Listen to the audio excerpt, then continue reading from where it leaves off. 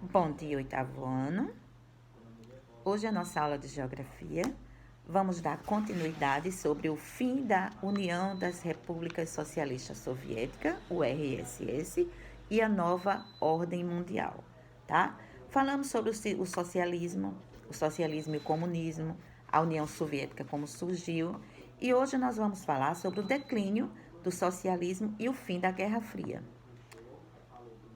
Nos anos 80, vamos encontrar uma União Soviética bastante preocupada em investir grande parte dos seus recursos financeiros na indústria espacial e de armamentos, em prejuízo de outros setores da economia. Além disso, enviava grandes somas para o Sudeste para sustentar a economia de outros países socialistas, como Cuba, e o gasto militar com a guerra no Afeganistão estava gerando um déficit orçamentário grave. A queda do preço do petróleo diminuiu a entrada de receitas do país, dificultou também a importação. Então, tudo isso teve um problema bastante.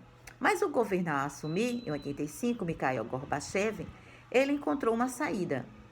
E a população estava bastante ansiosa por essas mudanças. E uma delas foi a perestroika e a glasnost. A perestroika foi concebida para introduzir um novo dinamismo na economia soviética. E a glasnost, ela pretendia criar um novo modelo de gestão para a sociedade socialista soviética.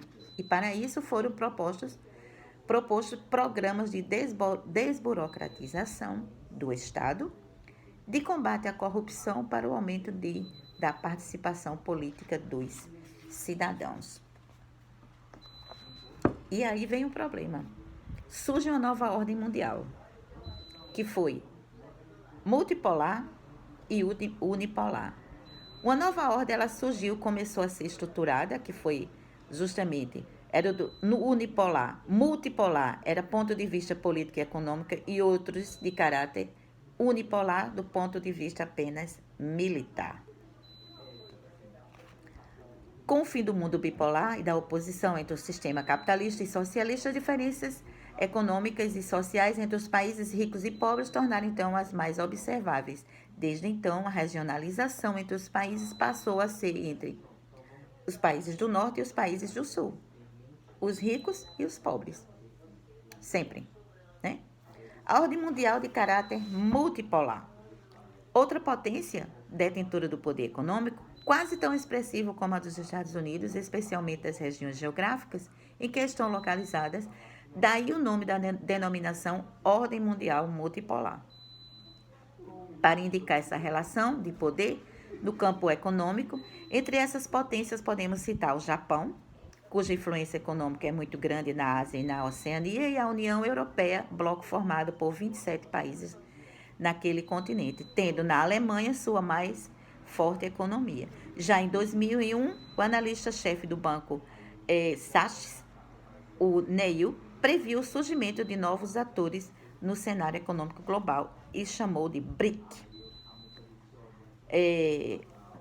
As iniciativas eram Brasil, Rússia, Índia e China. Ele predisse que esses países seriam as maiores economias até 2050.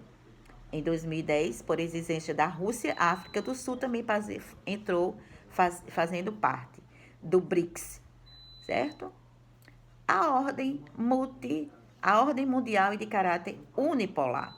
De caráter político-militar, essa ordem, então, mundial, ela é estruturada na supremacia absoluta dos Estados Unidos, o que justifica a atual liberdade do governo norte-americano de intervir militarmente em nome de sua segurança interna, onde considera necessário, eu não vejo assim dessa forma, né? Mas isso é decorrente do fato de não haver no mundo atual potência com poder político igual ao superior a desses países, a desse país, que no caso Estados Unidos, né? Capaz de impedi-lo de realizar tais operações militares. Mas a gente sabe que tem, né? Entretanto, nos últimos anos, o crescimento político da Rússia, olha aí, sobretudo no Oriente Médio, no episódio da Guerra da Síria, fez os Estados Unidos e as potências europeias procurarem uma solução mais diplomática devido ao evidente crescimento bélico daquela nação. O Japão está crescendo, a gente já viu isso.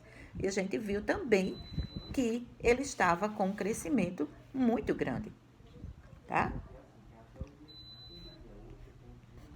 Na próxima aula, nós vamos dar continuidade. Daí que vamos falar agora sobre o poder norte-americano em ação, tá? Mas na próxima aula nós vamos continuar, tá bom? 8º ano, tchau, tchau para vocês.